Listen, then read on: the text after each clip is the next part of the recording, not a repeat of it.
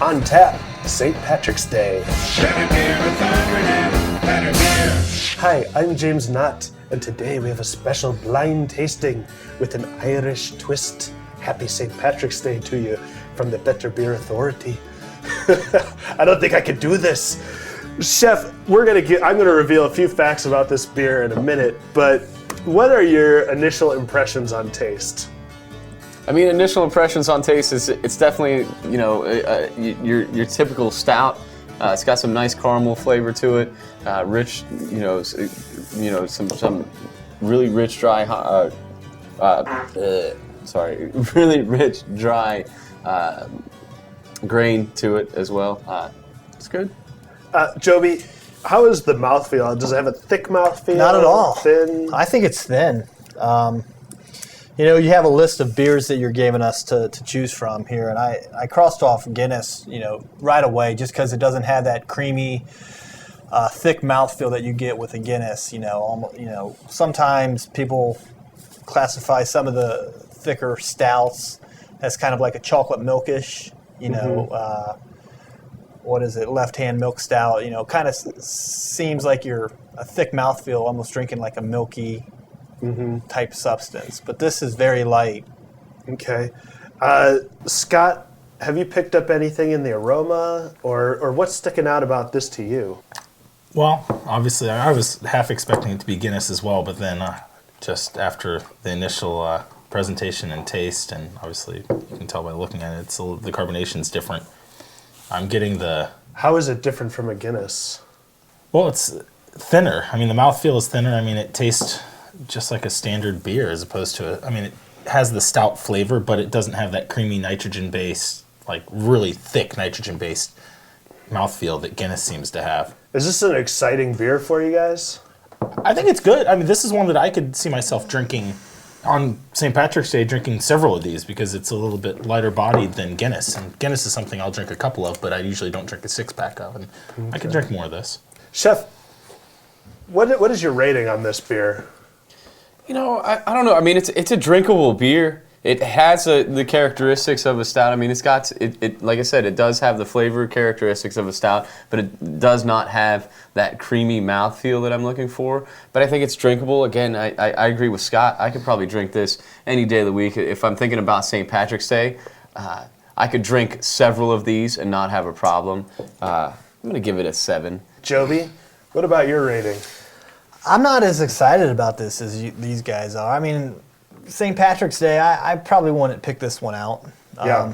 I don't know. There's something with the aftertaste or the finishing taste of this one is kind of like watery, and I don't want to say off-putting, but it's just not something that when you drink it, the finishing taste normally in a great beer for me wants me to go back for more. For this one, it's lacking. So I'm going to go with a 6. I mean, it's an overall. I mean, it's got a nice smell, a nice front taste, but for me, I think the finishing taste is lacking. So I'm going with a 6. Scott, what's your rating on this one? I'm going to go with the 7. I think Chef's right, and I think we're probably on the same page with this beer. It's a drinkable beer. It's really tasty. Sessionable, do you think? Absolutely. That's what I'm thinking. I think it's sessionable. That's what when I think about this. I mean, I'm not saying this is going to be the best stout out there, but this is a nice sessionable beer that I could sit and drink. 6, 8 of them. Yeah, and I'm going to guess the ABV is probably right in line with a sessionable beer. Yeah, I was going to ask, what do you guys think? I'd say 5.5. I mean, I'd say lower than that. I'd say like 4.5 probably.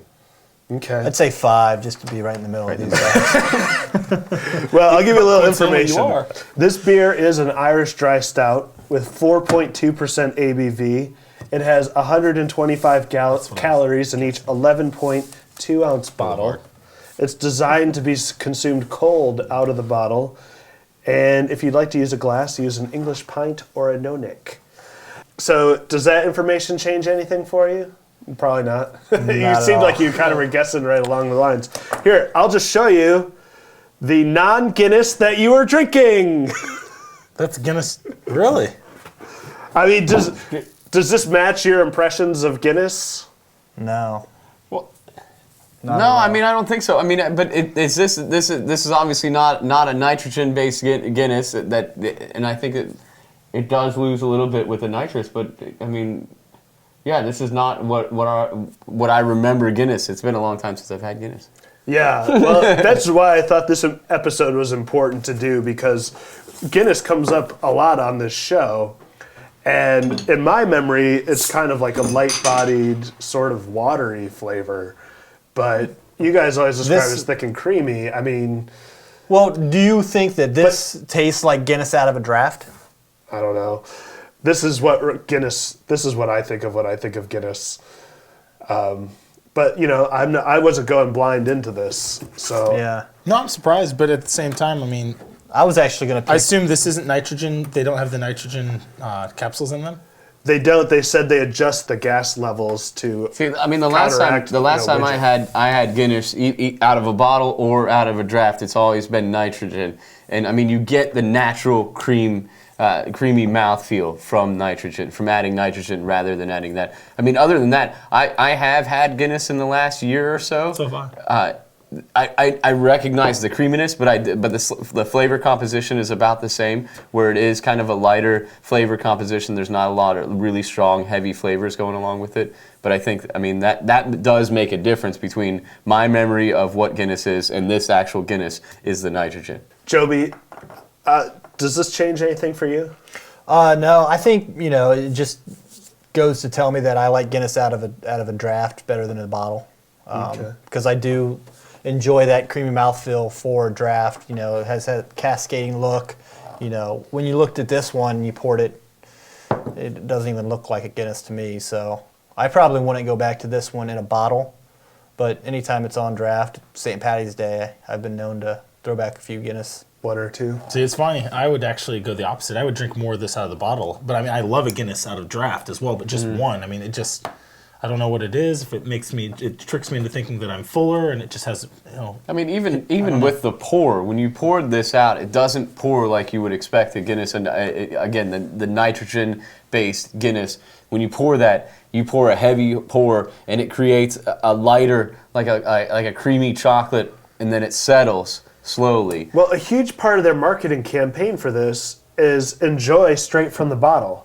Yeah. Like, that's what they're telling everyone to do, which is counter to what most, you know, beer enthusiasts would say is drinking from a glass. They're saying drinking from a bottle. I mean, does that...